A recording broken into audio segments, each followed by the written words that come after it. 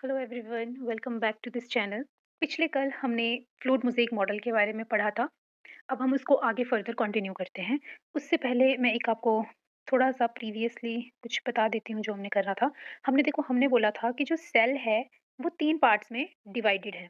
ठीक है? कौन से थे वो सेल पार्ट्स? एक तो उसका एनवेलप था, जो सेल एनवेलप था जिसमें हमने 3 लेयर्स पढ़ी थी। कौन-कौन सी? सेल वॉल पढ़ी थी, ग्लाइकोकैलिक्स पढ़ा था और प्लाज्मा मेम्ब्रेन पढ़ा था।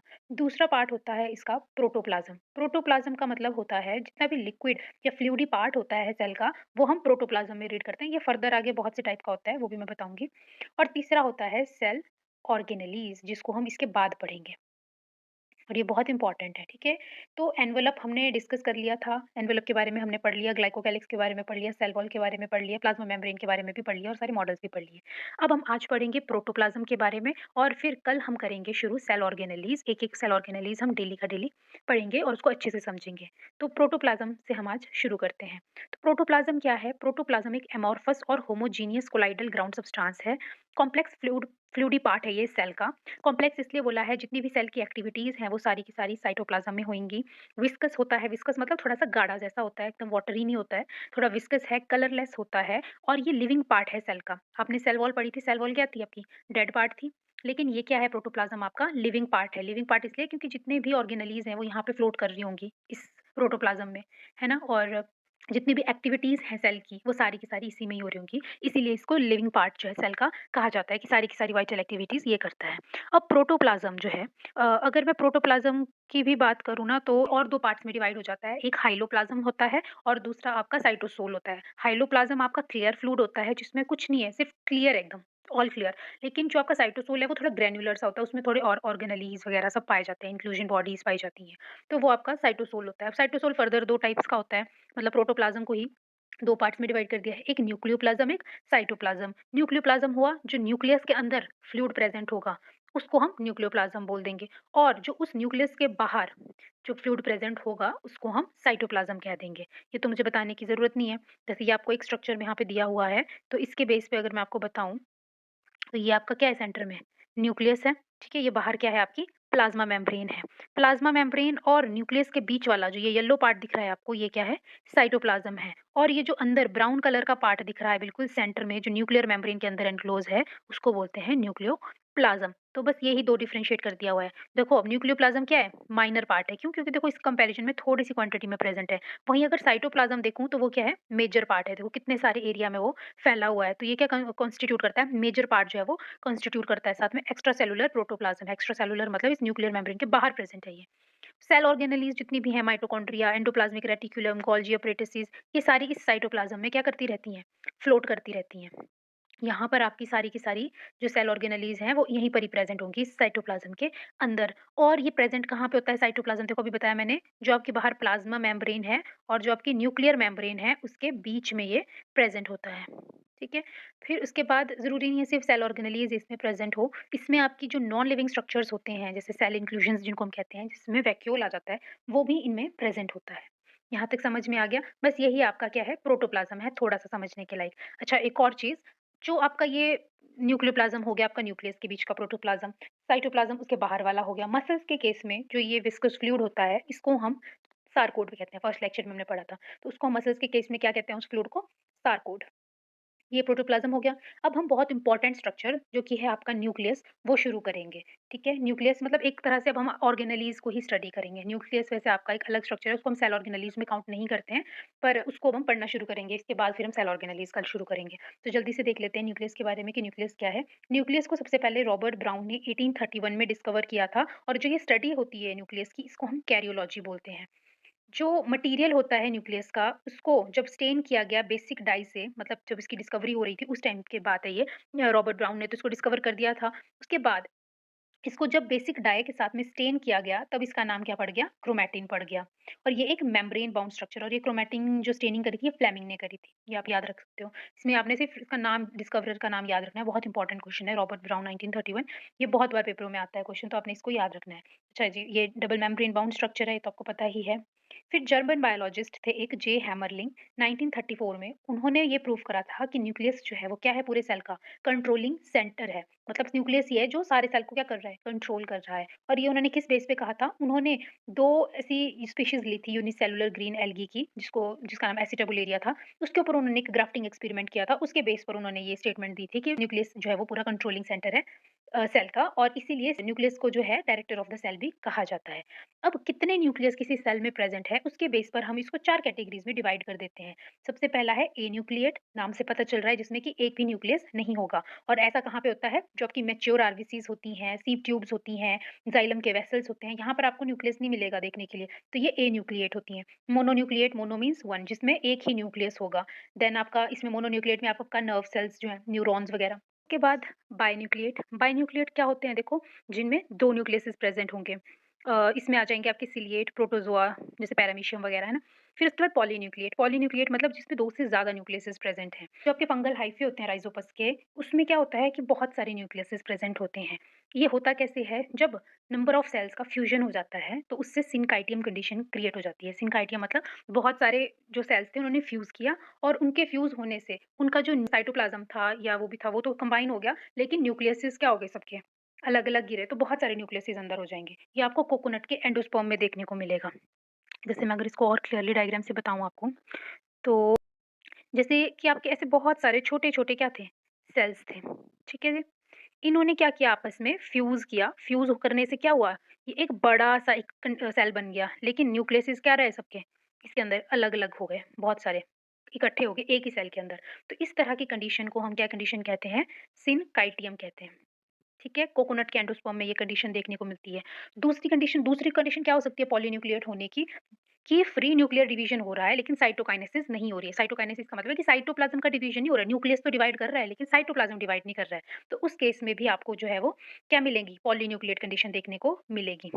ठीक है जी, सिनोसाइट जो मैं बता रही थी, सिनोसिटी कंडीशन, ये वो कंडीशन है कि न्यूक्लियस तो डिवाइड कर रहा है लेकिन साइटोकाइनेसिस में साइटोप्लाज्म डिवाइड नहीं कर रहा है।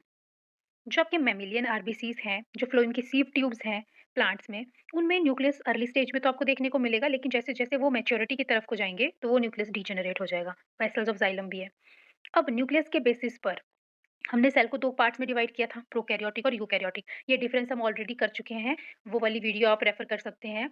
और अभी हम जस्ट थोड़ा-सा मैं आपको इसी में न्यूक्लियस में बता रही हूँ इसके बारे में कि न्यूक्लियस के बेस पे ही हमने सेल को 2 पार्ट्स में डिवाइड किया था। कैसे किया था? रिकॉल करो सारे।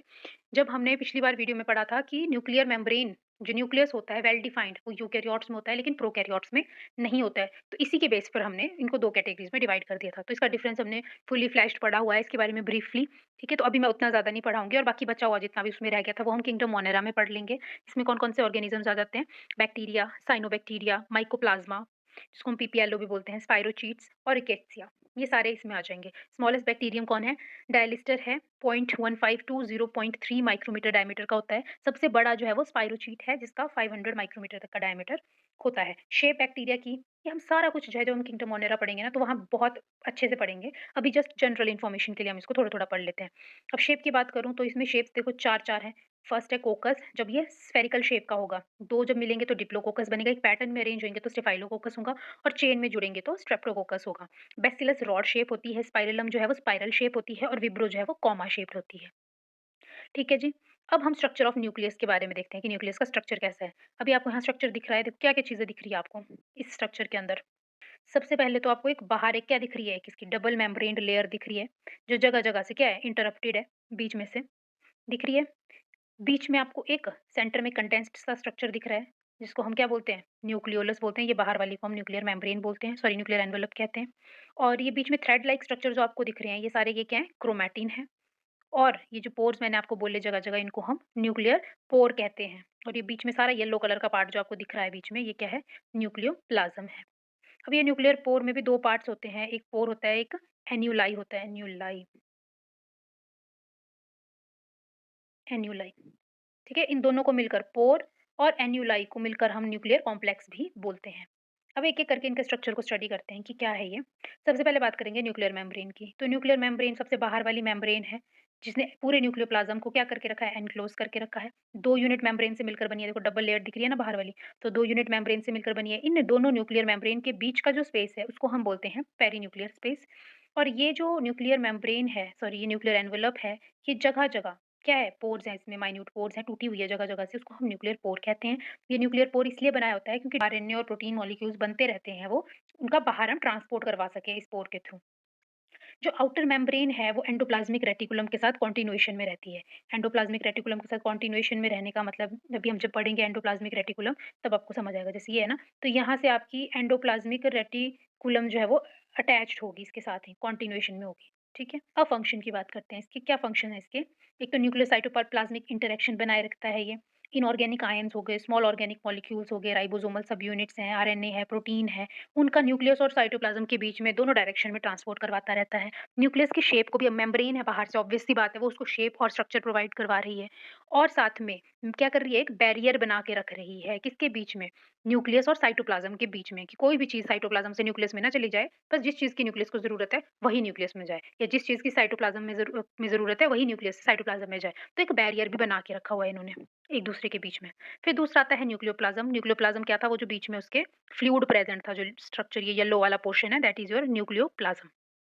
न्यूक्लियोप्लाज्म को कैरियोलिम्फ भी बोलते हैं। ट्रांसपेरेंट होमोजीनियस सेमी फ्लूइड होता है, कोलाइडल ग्राउंड सब्सटेंस होता है न्यूक्लियर मेम्ब्रेन के बीच में, ये इन अंदर की तरफ को प्रेजेंट होता है, नॉट बीच में, अंदर की तरफ को प्रेजेंट होता है। इसमें आपके न्यूक्लिक एसिड्स होते हैं, enzymes, lipids, minerals, proteins. Proteins में भी हिस्टोन और नॉन हिस्टोन्स दोनों आते हैं इसमें, और राइबोन्यूक्लियोप्रोटीन्स होते हैं।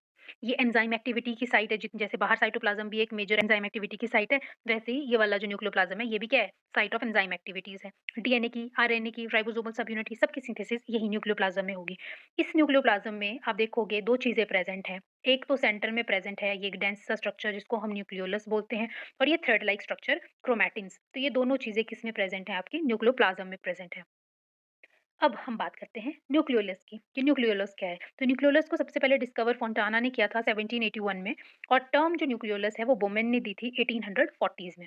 ये एक डेंस स्फेरिकल कोलाइडल बॉडी होता है जिसके बाहर कोई लिमिटिंग मेम्ब्रेन नहीं होती। न्यूक्लियस हमने पहले भी कई वीडियोस में डिस्कशन करी हुई है। न्यूक्लियस कैसा होता है? बिना मेम्ब्रेन का एक अंदर कंडेंस्ड थ्रेड लाइक स्ट्रक्चर होता है, जैसे कंबल क्रम्बल होकर पड़ा होता है। उसके बाहर कोई मेम्ब्रेन नहीं होती है। जैसे बैक्टीरिया के केस में ये न्यूक्लियोलस ही अकेला पड़ा होता है सेंटर में, उसके बाहर कोई न्यूक्लियर मेम्ब्रेन प्रेजेंट नहीं होती है। तो हमने वहाँ भी डिस्कस किया है। इसके बाद जो कंटेंट है न्यूक्लियोलस का, वो किसके साथ कॉन्टिन्यूशन में होता है? न्यूक्लियोप्लाज़्म के साथ होता है। मतलब जो न्यूक्लियर मेम्ब्रेन के अंदर न्यूक्लियोप्लाज़्म हमने पढ़ा, उसके साथ डायरेक्टली कॉन्टिन्यू, उन दोनों के बीच में कोई ऐसा बैरियर नहीं होता है, बिल्कुल कॉन्टैक्ट में होते हैं एक-दूसरे के वो। न्यूक्लियोलस जो है वो कैसे बनता है? आरएनए और नॉन हिस्टोन एसिडिक प्रोटीन से। अब नॉन हिस्टोन एसिडिक प्रोटीन्स क्या होती हैं? हिस्टोन्स वैसे बेसिक प्रोटीन्स होती हैं, लेकिन जब आप उस पर्टिकुलर क्रोमैटिन से जो है क्या निकाल दोगे, हिस्टोन्स को निकाल दोगे ना बाहर, तो जो बाकी बची हुई प्रोटीन रह जाएगी हिस्टोन के अलावा, वो कैसी हो जाएगी? एसिडिक हो जाएगी। तो उसको कहते हैं नॉन हिस्टोन एसिडिक प्रोटीन। समझ में आया? हिस्टोन्स वैसे बेसिक प्रोटीन्स होती हैं, लेकिन अगर आप क्रोमैटिन से हिस्टोन को निकाल दोगे, तो जो पीछे प्रोटीन बच जाती है, वो एसिडिक प्रोटीन हो जाती है, तो उसको हम नॉन हिस्टोन एसिडिक प्रोटीन कहते हैं। तो इन 2 चीज़ों से मिलकर बना है, एक तो आरएनए है उस न्यूक्लियोलस के अंदर, और दूसरा ये नॉन हिस्टोन एसिडिक प्रोटीन है, और ये आरआरएनए मतलब राइबोसोमल आरएनए का क्या है, ये एक स्टोर हाउस है। ये बहुत इंपॉर्टेंट रोल प्ले करता है आपका न्यूक्लियोलस स्पिंडल फॉर्मेशन में, जब सेल डिवीजन हो रहा होता है। ये क्या करता है? राइबोसोमल प्रोटीन्स को रिसीव करता है साइटोप्लाज्म से। मतलब जो साइटोप्लाज्म में राइबोसोम्स पड़े हैं, राइबोसोम्स क्या हैं? आपकी प्रोटीन फैक्ट्रीज हैं, वो प्रोटीन बना रहे हैं, तो वहां से वो क्या करेगा? उन प्रोटीन को रिसीव करेगा, और जो उसके अंदर आरआरएनए है, न्यूक्लियोलस के अंदर आरआरएनए है, उन दोनों को कंबाइन करेगा और क्या बना देगा? राइबोसोमल सब यूनिट बना देगा। ये ऑर्गेनेलिज्म पढ़ेंगे तब आप समझेंगे और राइबोसोमल सब यूनिट्स क्या हैं, वो बना दी उसने। तो इसीलिए इसको राइबोसोम प्रोड्यूसिंग मशीन फैक्ट्री भी कहा जाता है। किसको? न्यूक्लियोलस को। फिर लास्ट पार्ट है इसका क्या? क्रोमैटिन। क्रोमैटिन वो जो थ्रेड लाइक स्ट्रक्चर है, कलर्ड फाइबर्स हैं, उसको क्रोमैटिन कहते हैं। ये फाइन फाइबर्स होते हैं जो कि डीएनए से मिलकर बने होते हैं। कुछ प्रोटीन्स होती हैं और ट्रांसक्राइबिंग आरएनएज़ होते हैं। ये क्रोमैटिन है, ये किसके साथ एसोसिएटेड होते हैं? एक प्रोटीन के साथ जिसका नाम है हिस्टोन। और हिस्टोन का काम क्या होता है? डीएनए की पैकेजिंग करना। पॉजिटिवली चार्ज बेसिक प्रोटीन्स होती हैं जो कि किसकी बनी होती हैं? लाइसिन और आर्जिनिन की बनी होती हैं। कुछ टाइप के स्पर्म्स में हिस्टोन को जो है एक और प्रोटीन जो है वो रिप्लेस कर देती है जिसको बोलते हैं प्रोटामीन्स। जब सेल डिवीजन होता है, ये क्रोमैटिन कंडेंस होता है और थिक हो जाता है, और क्या बना देता है? एक स्पेशलाइज्ड स्ट्रक्चर जिनको हम क्रोमोसोम्स कहते हैं। और ये भी ऑब्ज़र्व किया गया है कि जब क्रोमोसोम्स को स्टेन किया जाता है बेसिक डाई से, तो हमें और बेसिक डाई कौन-सी है? एसिटोकार्मीन है या फुल्जिन स्टेन है। इससे जब उस क्रोमोसोम को स्टेन किया जाता है, तो 2 तरह के रीज़न जो हैं उस स्टेनिंग से हमें शो होते हैं या ऑब्ज़र्व किए गए हैं। वो कौन-कौन से हैं? एक तो हेटेरोक्रोमैटिन रीजन है, दूसरा यूक्रोमैटिन रीजन है। हेटेरोक्रोमैटिन रीजन वो रीजन है जहाँ पे बहुत ही जो कंडेंस्ड फॉर्म में क्रोमैटिन्स प्रेज़ेंट हैं, और जहाँ कंडेंस्ड है तो ऑब्वियसली वहाँ स्टेनिंग भी क्या होगी? ज़्यादा होगी। वहीं यूक्रोमैटिन जो है थोड़े लूज़ली कॉइल्ड रीजन, कॉइलिंग तो है लेकिन उतनी कंडेंस्ड कॉइलिंग नहीं है जितनी कि हेटेरोक्रोमैटिन में है। और अगर कॉइलिंग उतनी ज़्यादा कंडेंस्ड नहीं है तो वहाँ पे स्टेनिंग भी उतनी ज़्यादा डीप नहीं होगी जितनी इसमें हेटेरोक्रोमैटिन में होगी। हेटेरोक्रोमैटिन में आपका डीएनए कंटेंट ज़्यादा होता है, और जो रेप्लिकेशन है इसमें, वो कहाँ कब होती है क्रोमोसोम्स की? जब एस फेज़ जो है माइटोटिक डिवीज़न का, माइटोटिक साइकिल का बिल्कुल खत्म हो जाता है। End of the S phase में इसका क्या होता है? रेप्लिकेशन होता है। लेकिन दूसरे वाले में डीएनए कंटेंट कम होता है, और अर्ली स्टेजेज़ में ही जो सिंथेसिस फेज़ होता है ना, एस फेज़ होता है, उसके शुरुआत में ही रेप्लिकेशन हो जाती है इसकी। ये तो था जी आपका किसके बारे में? न्यूक्लियस के बारे में, जिसमें हमने उसके अलग-अलग कंपोनेंट्स को पढ़ा, उसकी न्यूक्लियर मेम्ब्रेन को पढ़ा, न्यूक्लियोप्लाज़्म को पढ़ा, और हमने पढ़ा न्यूक्लियोलस के बारे में, हमने पढ़ा क्रोमैटिन के बारे में। इसके अलावा 2 चीज़ें हैं जो पीछे रह गई थी जब हमने प्लाज़्मा मेम्ब्रेन पढ़ी थी, तो हम उनको भी अभी डिस्कस कर लेते हैं। तो एक है मेसोसोम्स, दूसरे हैं क्रोमैटोफोर्स। मेसोसोम्स क्या हैं? प्लाज़्मा मेम्ब्रेन की इनफ़ोल्डिंग्स हैं। प्लाज़्मा मेम्ब्रेन की इनफ़ोल्डिंग कैसी इनफ़ोल्डिंग? मतलब जैसे ये आपकी क्या थी? प्लाज़्मा मेम्ब्रेन थी ना, तो ये अंदर की तरफ को इस तरह के पाउचेज़ से बने होंगे। इन इनफ़ोल्डिंग्स को क्या बोला गया है? मेसोसोम्स बोला गया है। अब ये क्या है? कहाँ देखने को मिलती हैं? जो ग्राम पॉज़िटिव बैक्टीरिया हैं, उनमें देखने को मिलेंगे। ये डीएनए के रेप्लिकेशन में हेल्प करेंगी, क्योंकि ये माना जाता है कि किसके इक्विवेलेंट है ये? जो यूकेरियोट्स में माइटोकॉन्ड्रिया है ना, उसकी तरह उसको माना जाता है कि बैक्टीरिया के केस में माइटोकॉन्ड्रिया तो होता नहीं है, तो वो काम कौन करते हैं? मेसोसोम्स करते हैं। अब माइटोकॉन्ड्रिया कैसा है? Powerhouse of the cell है। ऑब्वियसली एटीपी की प्रोडक्शन भी कर रहा है, प्लस सेलुलर रेस्पिरेशन में भी हेल्प कर रहा है। क्योंकि प्रोकैरियोट्स में माइटोकॉन्ड्रिया है ही नहीं, तो ये दोनों काम करने का किसका काम है? मेसोसोम्स का काम है। तो बस आपने इतना सा इसमें याद रख लेना है। साथ में सेलुलर सिक्रीशन जो गोल्गी बॉडीज़ की तरह ये भी करते हैं। फिर क्रोमैटोफोर्स, क्रोमैटोफोर्स क्या है? फोटोसिंथेटिक पिगमेंट है। जैसे आपके यूकेरियोट्स में क्या है? प्लास्टिड्स है ना, तो वैसे ही यूकेरियोट्स में, इनमें प्रोकैरियोट्स में क्या है? क्रोमैटोफोर्स हैं। ये फोटोसिंथेटिक पिगमेंट है। ये एंजाइमेटिक एक्टिविटीज़ के लिए सरफेस एरिया को बढ़ा देते हैं। प्लस ग्रीन बैक्टीरिया जो हैं, उनमें हम इनको जो है वो क्लोरोसोम्स कहते हैं। समझ गए आप? तो क्योंकि जो आपके प्रोकैरियोट्स होते हैं, उनमें माइटोकॉन्ड्रिया और क्लोरोप्लास्ट नहीं होते हैं, तो इसीलिए उनकी जगह पर जो है मेसोसोम्स और क्रोमैटोफोर्स होते हैं जो ये काम सँभालते हैं। ठीक है? तो आज हमने पढ़ लिया न्यूक्लियस के बारे में, और हमने पढ़ लिया प्रोटोप्लाज़्म के बारे में। कल हम करेंगे अब बहुत इम्पोर्टेंट सेक्शन, सेल ऑर्गेनेलिज़। हर रोज़ हम एक-एक ऑर्गेनेली पकड़ेंगे और उसको अच्छे से पढ़ेंगे। आई होप आपको ये लेक्चर समझ आया हो। अच्छा लगे तो प्लीज़ अपने दोस्तों के साथ भी शेयर करें, और वीडियो को लाइक करें, चैनल को सब्सक्राइब करें। Thank you so much.